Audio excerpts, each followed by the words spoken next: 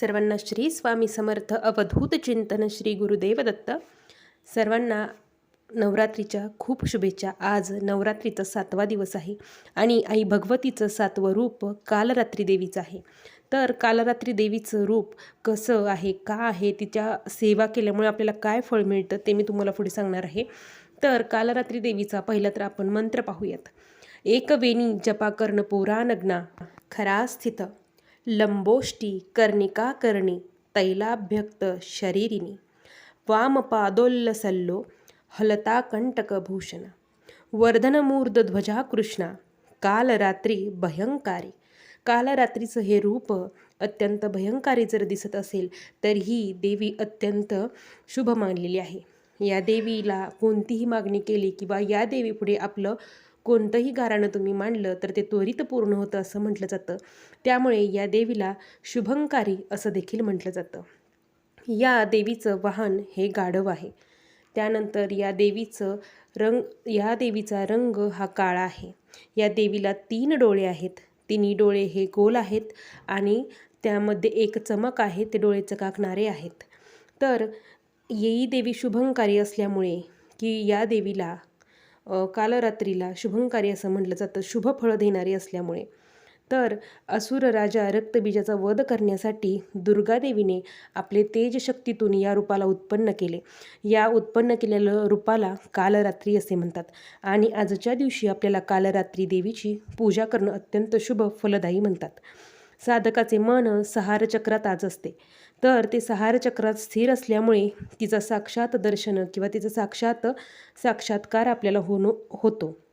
या देवीच्या डोक्यावर हे केस विस्कटलेले, गळ्यात विजेप्रमाणे चकाकणारी माळ, तसेच 3 डोळे आहेत आणि ते तिन्ही डोळे ब्रह्मांडासारखे गोल व चमकदार आहेत. कालरात्रीच्या प्रत्येक श्वासातून अग्नीचा भयंकर ज्वाला निघतात.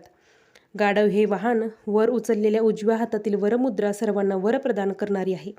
उजवीकडील खालच्या हातातील अभय मुद्रा आहे, जी सर्व भक्तांना अभय प्राप्त करून देते. तर डावीकडील वरच्या हातात लोखंडाचा काटा आहे, तर खालच्या हातात खड्व किंवा कट्यार आहे. त्यामुळे आई भगवतीचं हे रूप भयंकारी जरी वाटत असलं तरी आपल्या प्रिय भक्तांना अत्यंत शुभ फल देणारं हे कालरात्री देवीचं स्वरूप आहे. कालरात्री जरी दिसायला अत्यंत भयकारी असली परंतु नेहमी ती आपल्या भक्तांचं रक्षण करण्यासाठी दृष्टांचा विनाश करणारी आहे. राक्षस, भूत, प्रेत, पिशाच्च तिचे नाव ऐकताच दूर पळून जातात. ही देवी नवग्रह संकटांना देखील दूर करणारी आहे. या देवीचे भक्त पूर्णतः भयमुक्त असतात. यमाचे देखील त्यांना भय राहत नाही. त्यामुळे या देवीची साधना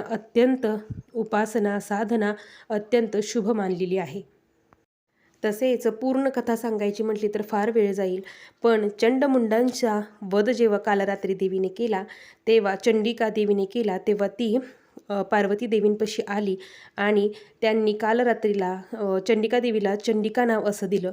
त्यानंतर कालरात्री व चंडिका देवी रक्तबीजांचा वध करायला निघाल्या.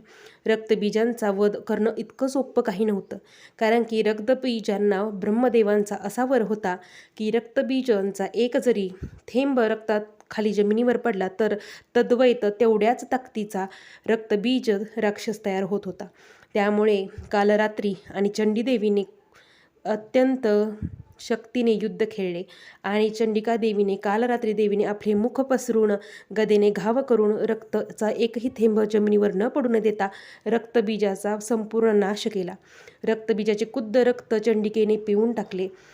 आई भगवतीने आपल्या भक्तांच्या कल्याणासाठी रक्तबीजाचं ते कुद्द रक्त पिले सुद्धा. त्यामुळे कालरात्री व चंडी रक्तबीजाचा वध केल्यानंतर शुंभ आणि निशुंभाचा वध केला आणि तिन्ही लोकांना भयातून, या बाधेतून, राक्षसांच्या वळख्यातून देवांना तसेच तिन्ही लोकांना मुक्त केले. त्यामुळे आजच्या दिवशी कालरात्रीची केलेली उपासना अत्यंत शुभ असते. ही आई भगवती 9 दिवसाची सेवा ही आपल्याला आयुष्यभर पाठीशी असते. या वर्षभरात आई भगवतीची सेवा 9 दिवसात सेवा उपासना केलेली आपल्या अत्यंत पाठीशी उभी असते.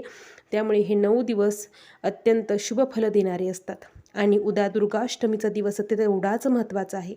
त्यामुळे प्रत्येकाने उद्या प्रत्येकाने दुर्गाष्टमीला यथाशक्ती आपल्याकडून होईल तशी सेवा करा आणि आईच्या प्रत्येक रूपाचं पूजन करा. आई भगवती हेच या युद्धातून दाखवून देते आणि आई भगवती स्वतः अध्यायात 10व्या म्हटलेली आहे की तू स्थिर व्हावे रणा, मीच मी एकटी जगी.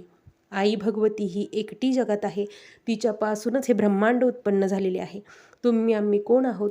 त्यामुळे आई भगवतीला शरण जा आणि तिची मनोभावे सेवा करा. झालेली सेवा आई भगवतीच्या आणि स्वामी महाराजांच्या चरणी रुजू करते.